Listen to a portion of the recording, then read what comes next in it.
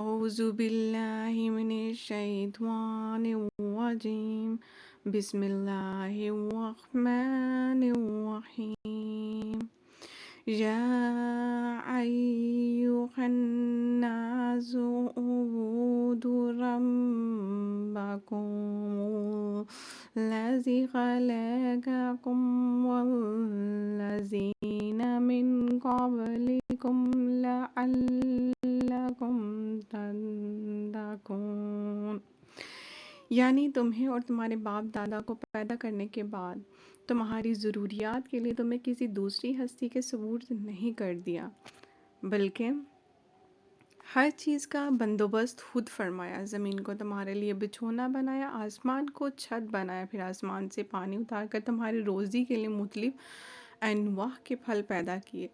جب تم یہ سب کچھ جانتے ہو تو لازم ہے کہ اللہ کے لیے کسی قسم کے شریک نہ بناؤ، یا پھر اس کی زمین سے نکل جاؤ اپنے کسی داتا یا دستگیر کی بنائی ہوئی زمین کے اوپر، اور اس کے بنائے ہوئے آسمان کے نیچے رہو، اور اسی کا پیدا کیا ہوا رزق کھاؤ۔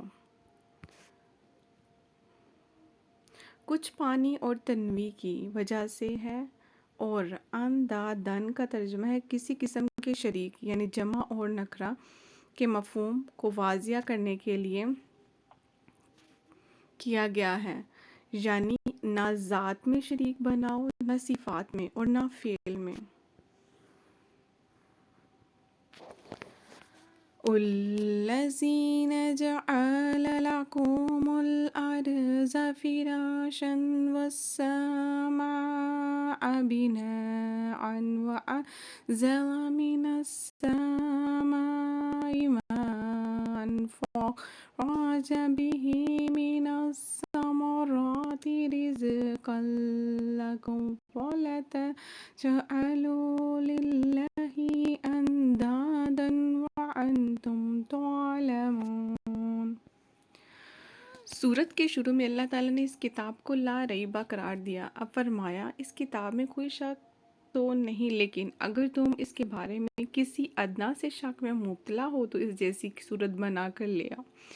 یہ چیلنج پہلے اس کتاب جیسی کتاب لانے کا کیا گیا، بنی اسرائیل کی آیت نمبر 88 میں ہے، پھر اس جیسی 10 صورتیں لانے کا، اور سورت ہود کی 13ویں آیت میں ہے، پھر مکہ میں اس جیسی ایک صورت لانے کا چیلنج کیا گیا، اور سورت یونس میں کی آیت نمبر 38 میں ہے کہ اب مدینے میں یہ چیلنج دہرایا جا رہا ہے کیونکہ سورت بقرہ مدنی ہے۔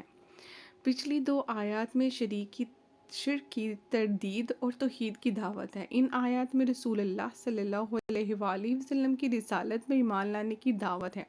عابدین، اگر تمام بندے اللہ تعالیٰ ہی کے بندے ہیں مگر ہمارے بندے ہیں سے مراد ہمارا خاص بندہ ہے جسے بیت اللہ اور ناقتا اللہ سے اسے اضافت تشریفی کہتے ہیں۔ ہر زمانے میں جو چیز کمال کو پہنچی ہوئی تھی، اس زمانے کے پیغمبر کو ایسا معجزہ دیا گیا جس کے سامنے انسانی کمال عاجز اور بے بس ہو، جیسے فرعون کے جادوگر اور عصائے موسیٰ، اور حضرت عیسیٰ علیہ السلام کے زمانے کے باکمال طبیب، اور عیسیٰ علیہ السلام کا مردوں کو زندہ کرنا۔ رسول اللہ صلی اللہ علیہ وآلہ وسلم کے زمانے میں اہل عرب کو اپنی فصاحت بلاغت پر فخر تھا، تو اللہ تعالیٰ نے اپنے بندوں کو ایسا معجزہ عطا فرمایا جس کی چھوٹی سے چھوٹی صورت کی مثال سینکڑوں برس گزرنے کے باوجود نہ کوئی پیش کر سکا اور نہ کوئی پیش کر سکے گا۔ صدق اللہ العظیم۔ جزاک اللہ خیر۔